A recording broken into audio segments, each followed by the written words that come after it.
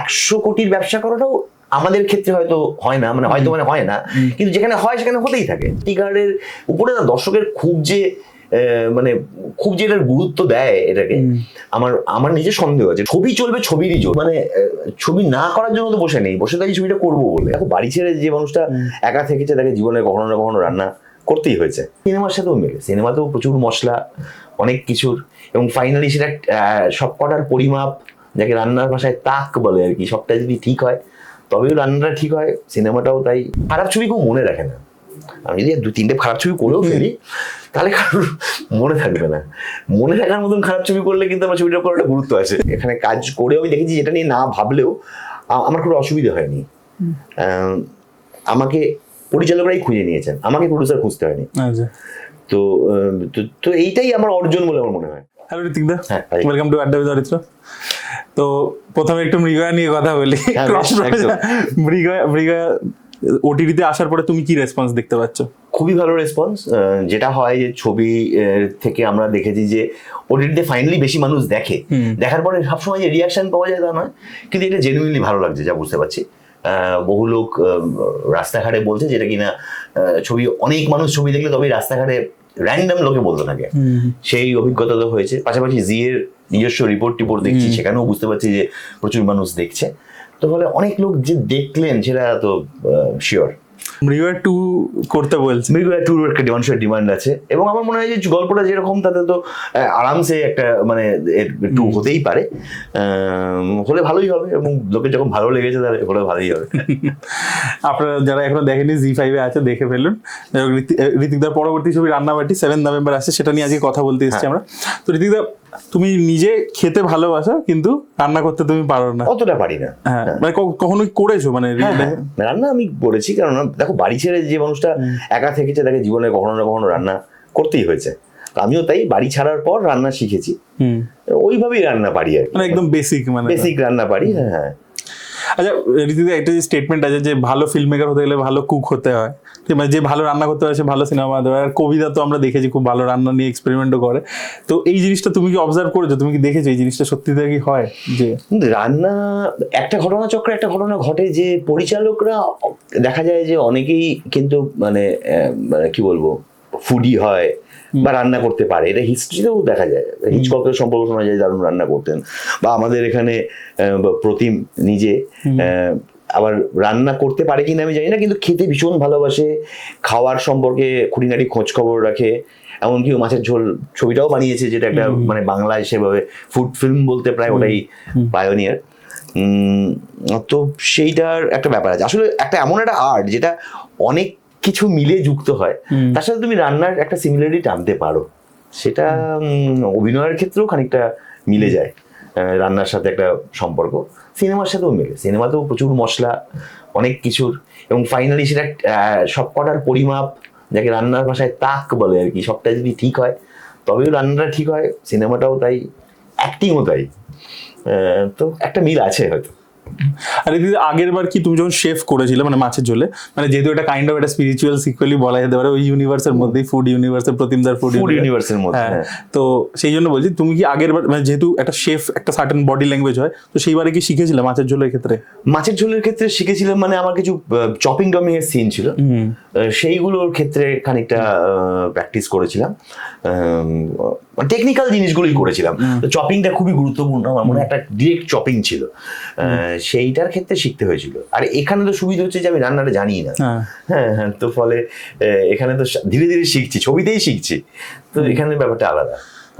তো এই চরিত্রটা মানে আগের চরিত্রটা থেকে কিভাবে আলাদা? মানে আগের চরিত্রটা ধরো শেফ ছিল, বাট একটা টাইমে মানে একটা সেলফিশ ক্যারেক্টার ছিল প্রচন্ড, যে সব ছেড়ে চলে গেছে, নিজের বউকে ছেড়ে ফ্যামিলিকে ছেড়ে চলে গেছে একটা ওরকম, এবং তারপরে ফিরে এসে কোথাও মধ্যে তার মধ্যে একটা ট্রান্সফরমেশন ইত্যাদি, ভুলগুলো রিয়েলাইজ করছে, সেটা অ্যাকসেপ্ট করছে, সেরকম একটা আর্ক দেখেছিলাম আমরা। এটার ক্ষেত্রে হোয়াট ইজ দ্য আর্ক? বা দেখো ওখানে একরকম ভাবে বলা যেতে পারে যে ওখানে একজন মিশেলিন শেফ, পৃথিবী বিখ্যাত শেফ, কিন্তু সে একটা মাছের ঝোল রাখতে পারছে না, এইভাবে দেখা যেতে পারে যে সে একদম যেটা রুট তার, সেটাই সে পৌঁছতে পারছে না, এবং ফাইনালি সে সেটাই পৌঁছায়, মানে রুট থেকে উপরে গেছিল সেটাকে খুঁজে বার করছে, সেটাকে একটা খুঁজে বার করে, সেটা মাছের ঝোল হয়ে ওঠে। আর এইখানে গল্পটা বাবা আর মেয়ের, এবং টিনেজ মেয়ে যার সঙ্গে বাবা কোনোভাবেই কানেক্ট করতে পারছে না, সে মেয়েকে বুঝতে পারছে না, সেখানে ব্রিজটা তৈরি হয় রান্নাটা দিয়ে। এবং যেহেতু আমি রান্না জানি না, ফলে আমি আলাদা করে রান্না শিখছি। এবং রান্নাটা এমন একটা জিনিস যে ফাইনালি কিন্তু রেজাল্টটা দিয়ে হবে আর কি। রান্না শিখে গেলেই যে দারুণ রান্না করবে তা নয়। এবং এখানে আবার শুধুই একটা দারুণ পদ করে দিলেই শেষ হচ্ছে না, ফাইনালি সেটা সেই ব্রিজটা হয়ে উঠছে কিনা সেটাও গুরুত্বপূর্ণ। তো এইখানে চরিত্রটা, ওখানে একটা ছেলে ছিল, মানে মাছের ঝোলে একটা ছেলে যে কিনা তার মার জন্য ওখানে এখানে একটা বাবা। তো এই দুটো চরিত্র হিসেবে আমার মনে হয় যে আমার পয়েন্ট ছিল এই বাবাটা হওয়া। পর্দায় আমার মেয়ের পাঠ করেছে ইরা, ওকে যেন আমাকে যেন ওখানে বাবাটাই লাগে, আমি এইটাতে কনসেন্ট্রেট করেছিলাম। কারণ এখানে রান্নাটায় আমার মনে হয় যে আলাদা করে শেফ হতে হয়নি তো আমাকে, এখানে ওই বাবাটা আমি হতে চেয়েছিলাম অ্যাকচুয়ালি, যাকে আমার খুব বিশ্বাসযোগ্য বাবা বলে মনে হয়। আমি প্রতিমদার সাথে একটু আগে যখন কথা হচ্ছে, প্রতিমদাকে আমি জিজ্ঞেস করছিলাম যে প্রতিমদার ছবিতে মানে আহারে মন বলো, মাছের ঝোল বলো, বা এই ছবিটা টিজারে যেটা মনে হয় খুব সুন্দর একটা ওয়ার্মথ, মানে একটা হয় না, তুমি দেখছো তোমার মনে হচ্ছে যেন এটা চলতেই থাকুক, মানে এটা যেন একটা সিনেমাতে কি হয় যে একটা মিড পয়েন্ট থাকে, একটা এন্ড থাকে, তুমি চাও যে এটা আলটিমেটলি কনফ্লিক্টটা রিজলভ করে শেষ হয়ে যায়। বাট আহারে মনে এমন একটা ছবি তোমার মনে হবে কিনা এটা চলতেই থাকুক, ট্র্যাকটা যেন চলছে। আমি এই লোকগুলোকে দেখতে চাইছি, যদি এটা সিরিজ হয় তাহলে ভালো হয়। তো এই যে ওয়ার্মথ একটা, আমি প্রতিমদাকে জিজ্ঞেস করছিলাম যে এটা ক্যাপচারটা কি করে হয়, মানে এই জিনিসটা কিভাবে ক্যাপচার হচ্ছে। তো প্রতিমদা বলছে যে অনেকগুলো জিনিসের কম্বিনেশন ইত্যাদি। তো বলছে যে অ্যাক্টরদেরও একটা ব্যাপার আছে সেখানে। তো ঋত্বিকদা যত সামনে যে তোমার মেয়ে প্লে করছে তার সাথে এমন একটা বন্ডিং তুমি তৈরি করছো, সেখান থেকে ওটা ন্যাচারালি আসছে। তো এইটা কি মানে এই ধরনের ড্রামা ছবি যদি একটা খুব ফিল গুড জোনের হয়, তখন কি মানে ওই অ্যাক্টরের সাথে কেমিস্ট্রিটা খুব ভালো এস্টাবলিশ করতেই হবে, যে মানে অফ দ্য ক্যামেরা? এইটা খুব একটা আমার যে মানে এটাতে আমার খুব যে বিশ্বাস আছে আমার এই ব্যাপারটা তা নয়। অফ দ্য ক্যামেরা দারুণ মানে কেমিস্ট্রি থাকা সত্ত্বেও ফাইনালি গিয়ে পার্টি ঠিক জমলো না, এটা হয়। এবং এই ছবির ক্ষেত্রেও আমাদের প্রতিম একটা সময় বলেছিল যে আমরা দিন 4-5 একটু বসবো ইয়ের সাথে, মানে আমাদের দুজনের মধ্যে। আমি ইরাকে চিনি কিন্তু খুব যে আমি চিনতাম তা না, তাছাড়া আমি ওর বাবা মার বন্ধু, ফলে আমার সঙ্গে ওর যে একটা খুব সখ্যতা থাকার কথা তাও না। তো আমরা ফাইনালি কিন্তু কোনো রিহার্সাল সেভাবে আর করিনি। আমি ওকে বলেছি যে তুমি ওর সাথে একা একা বসো, আর আমি বরং খুঁজি এই যেটা বললাম তোমাকে, যে আমি ওই বাবাটা হতে চাই ওই পর্দায়, ওকে যেন আমার বাবাটা লাগে, আমি সেইটা মানে একটুখানি খোঁজার জন্য একটু টাইম নিচ্ছি। তো আমি একা একটা ওয়ার্কশপ মতন একা করতে চাইছি, যেটাতে আমি ওই বাবাটা হব। তো ওইটার দিকে আমি একটু নজর দিয়েছিলাম। এবং ওই স্ক্রিনের কেমিস্ট্রিটা স্ক্রিনেই বলে আমার নিজের মনে হয়, মানে আমার সাথে যার যতই সম্পর্ক থাকুক, সে যদি অত ভালো অভিনেতা না হয়, তাহলে ফাইনালি স্ক্রিনে যা চাওয়া হচ্ছে সেটা আসবে বলে আমার মনে হয় না। তো আমি এটাই মনে করি, মানে পর্দার বাইরের যে রিয়াকশনটা সেটা সবসময় পর্দার মধ্যে খুব যে ফুটিয়ে তোলা যায় তা নয়।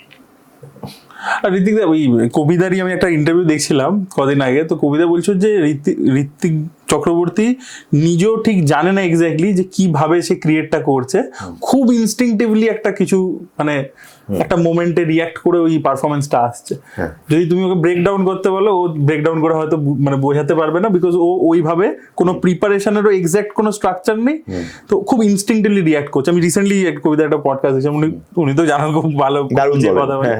তো এটা কি তুমি মনে করো যে, আর আমি তারপরে ওই ইন্টারভিউটা দেখার পরে মোহনলালের একটা ইন্টারভিউ দেখছিলাম, তো মোহনলালও বলছে কি যে আমিও ঠিক বলতে পারবো না যে আমি কিভাবে এই অভিনয়গুলো করেছি, আমার মনে হয় যে এটা একটা ভগবানের একটা গিফট।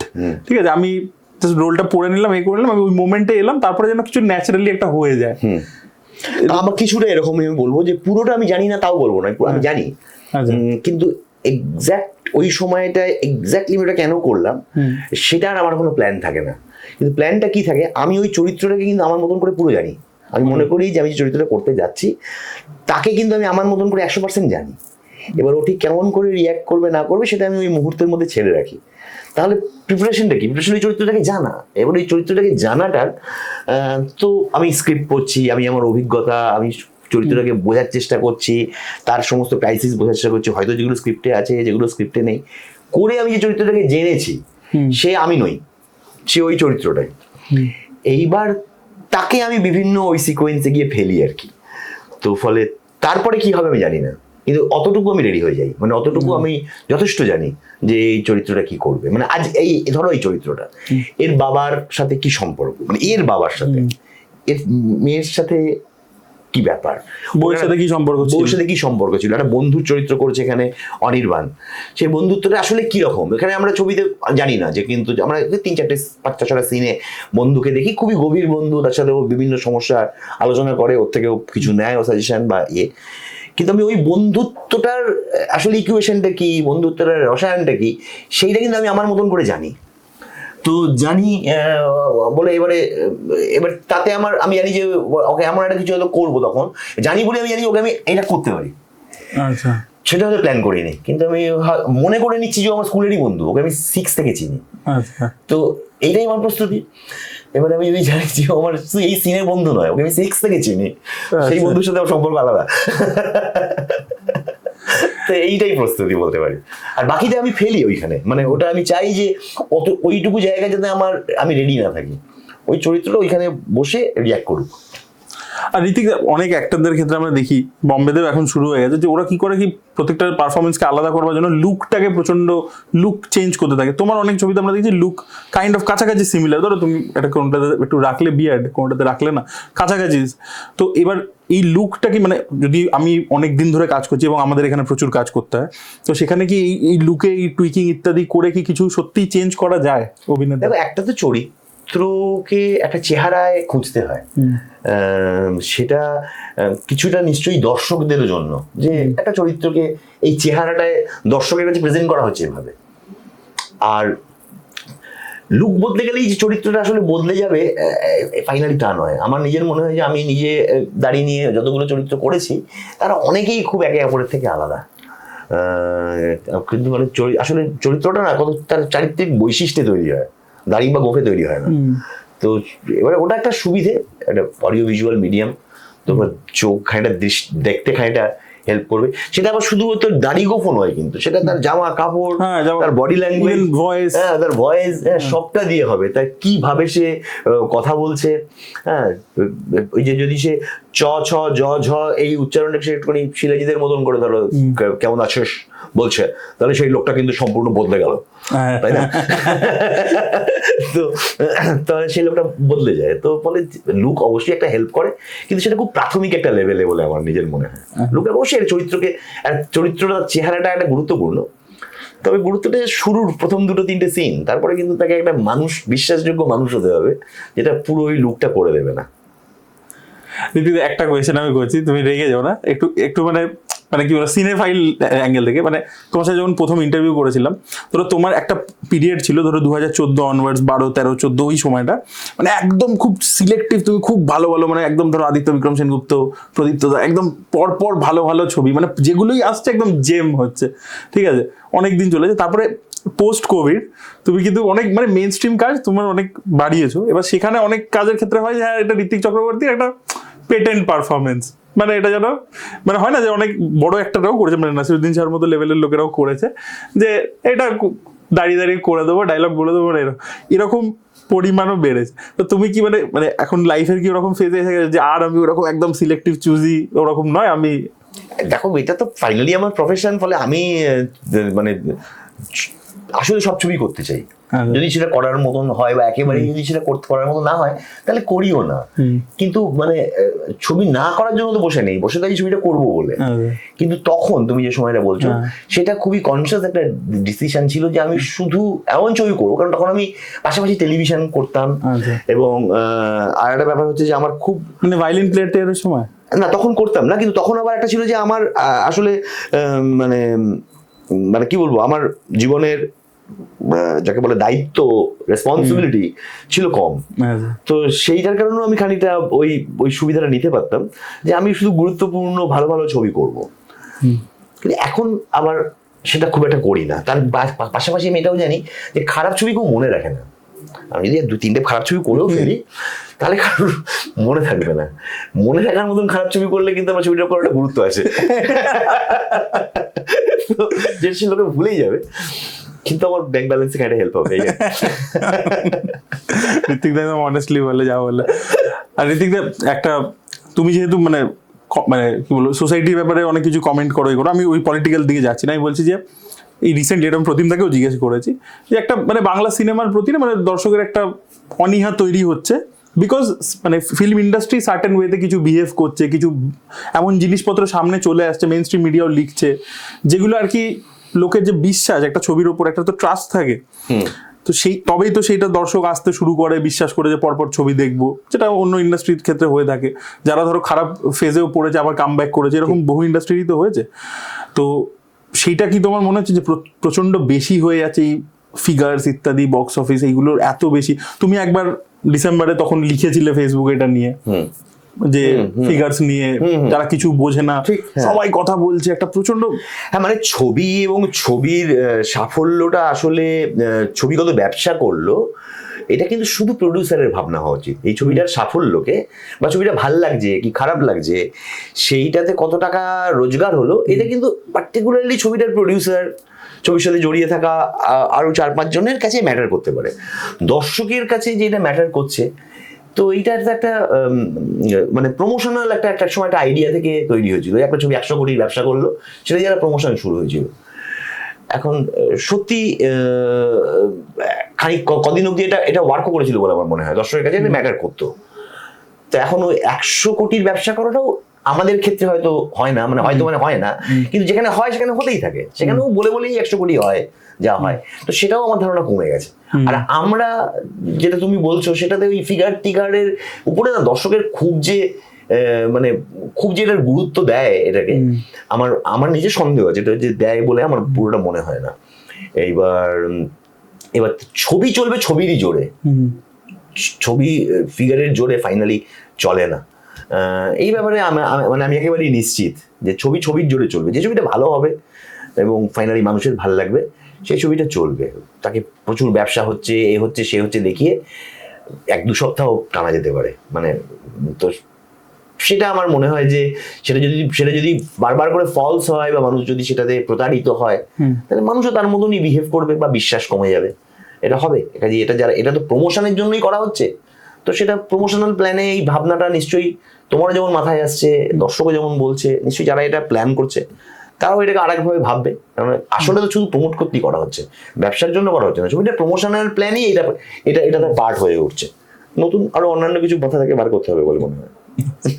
আর এদিকে তুমি কখনো এটা, মানে আমি জাস্ট এমনি জিজ্ঞাসা করছি যে অনেক অভিনেতাদেরকে আমরা দেখেছি, ধরো মানে আমি মেইন স্ট্রিম একদম কমার্শিয়াল যে ছবি হতো তার যে নায়ক তাদের কথা বলছি না, অন্য ধরনের ছবি থেকে উঠে আসা, বাট তারা এখন খুব কনসিয়াসলি কিন্তু মানে তারাও চাইছে যে আমাদের বক্স অফিসে একটা সার্টেন নাম্বার আসুক, তাই জন্য তারা খুব সিলেক্টিভলি, খুব বুঝে সুঝে যে এমন প্রজেক্টেরই পার্ট হবো যেটা ওয়েল মার্কেটেড হবে, ভালো রিলিজ টাইম, ফেস্টিভ্যালসগুলো খুব কনসিয়াসলি এগুলো ভেবে যাতে আমার বক্স অফিসে একটা সার্টেন হয়, সেই অনুযায়ী আমার স্যাটেলাইটও হবে, তো তারা করছে, সেটা তাদের স্ট্র্যাটেজি। তুমি কখনো এরকম এই ধরনের জিনিসপত্র নিয়ে ভাবনা চিন্তা করে? না, আমি না এই ধরনের ব্যাপার চিন্তা নিয়ে করিনি, এবং আমি এটা যে খুব যে বুঝি তাও নয় আসলে, পুরো বার্তায় বুঝি না। এবং এই এত বছর মানে এখানে কাজ করে আমি দেখেছি যেটা নিয়ে না ভাবলেও আমার কোনো অসুবিধা হয়নি। আমাকে পরিচালকরাই খুঁজে নিয়েছেন, আমাকে প্রডিউসার খুঁজতে হয়নি। তো এইটাই আমার অর্জন বলে আমার মনে হয়। তো আমি যদি এইটা বুঝতাম তাহলে আমি প্রডিউসার খুঁজতে নেমে পড়তাম। তো বদলে উল্টোটা হয়েছে যে ডিরেক্টররা আমাকে খুঁজে নেন, প্রডিউসাররাও। তো আমি এটাতে খুশি, এই সিস্টেমটাতে আমি যেভাবে যাচ্ছি আর কি। আর লাস্ট কোয়েশ্চেন হচ্ছে, তোমাদের যে ছবিটা প্রদীপ্তদার ছবিটা রোটারডামে দেখানো হলো, ওটার এর পরবর্তী প্ল্যানিং কি, আর কোথায় ট্রাভেল করছে, কি হচ্ছে? ওটা এই মুহূর্তে কলকাতা ফিল্ম ফেস্টিভ্যালের যে ইন্টারন্যাশনাল কম্পিটিশন সেকশনের একমাত্র ভারতীয় ছবি। আচ্ছা, বাহ। তো শুধু বাংলা নয়, একমাত্র ভারতীয় ছবি হিসাবে ইন্টারন্যাশনাল কম্পিটিশন সেকশনে এটা কলকাতা ফেস্টিভ্যালে দেখানো হবে। তো এটা 3 নম্বর ইন্টারন্যাশনাল ফেস্টিভ্যাল হচ্ছে আমাদের পাড়াতেই, মানে নন্দনেই, কিন্তু এটা আসলে ইন্টারন্যাশনাল সেকশনের কম্পিটিশন, ফলে আমরা এখনো ইন্টারন্যাশনালি আছি। আচ্ছা, হ্যাঁ। তো এটা 3 নম্বর ছবি। এর আগে আমরা কানাডায় ছবিটা দেখানো হয়েছে। তো কলকাতাতে কিছু মানুষ দেখতেও পাবেন আশা করি। তো তারপর আর ওই নভেম্বর ডিসেম্বর অব্দি দেখার পর তারপর আমরা নেক্সট ইয়ার কিভাবে ছবিটা আমরা দেখাতে পারি সেটা নিয়ে ভাববো আর কিভাবে ছবিটা ডিস্ট্রিবিউশন হবে। তোমার সাথে একবার কথা হচ্ছিল ওই সেটে যে এই ধরনের ছবির যে কিভাবে রেভিনিউ স্ট্রিমস হতে পারে বিদেশি চ্যানেল ইত্যাদি থ্রু দিয়ে তোমার সাথে আলোচনা হচ্ছিল, তো ওই দিকগুলো আরো তোমাদের ক্ল্যারিটি ইত্যাদি এসে গেছে? যে কিছুটা এসছে, মানে সবগুলোই নানান রকমের ডিস্ট্রিবিউশনই আসলে। তো আর কিভাবে ছবিটাকে ডিস্ট্রিবিউট করা যায় সে ব্যাপারে আমরা ওখানটা ভেবেছি, এবং দেখা যাক, আমরা আশা করছি যে আমরা সেরকম ভাবে করতে পারবো বা করার চেষ্টা করব। খুবই ছোট্ট ছবি, তো আমরা জানি যে আমরা যেভাবে ভাবছি তাতে আমাদের হয়ে যাবে আর কি, ছোট বাজেট। না আমি অ্যাকচুয়ালি চাই যে ওটা সাকসেসফুল হোক। আমরাও চাই। কেন চাই না, আমরা দর্শক হিসেবে কেন চাই, কারণ কি যে প্রদীপ্তদা কতদিন ছবি করেনি, কতদিন আমরা তার ছবি দেখতে পাচ্ছি না, কবিতা কতদিন কাজ করছে না, ছোট লোকের মতো দারুণ সিরিজ বানিয়ে তারপরে সে কাজ করছে না। তো এই যদি এই রেভিনিউ স্ট্রিমস গুলো ক্লিয়ার হয়, যেহেতু এই রুটটাও তো খুব কমপ্লিকেটেড, এই ফেস্টিভ্যাল রুট ইত্যাদি, তো এটা যদি ক্লিয়ার হয় এবং তোমাদের যদি সাকসেস হয়, তোমরা আরো যদি ছবি করো, প্রদীপ্তদার ছবি করে, সেই জন্য। হ্যাঁ একেবারেই। দেখো একটা ঘটনা হচ্ছে যে একটা ছবির মোটামুটি ভাগ্য 4-5 দিনে নির্ধারণ হয়ে যায়, আর একটা ছোট ছবি মানে সে তার ভাগ্য, সব ছবি আবার 4-5 দিনই সবটা হবে তা নয়, বা কিছুটা মানুষের উপর নির্ভর করতে হবে, লোকে ছবি দেখবে, লোকে বলবে, সেই টাইমটা এই ধরনের ছোট ছবির পক্ষে পাওয়া খুব মুশকিল হয়ে যাচ্ছে।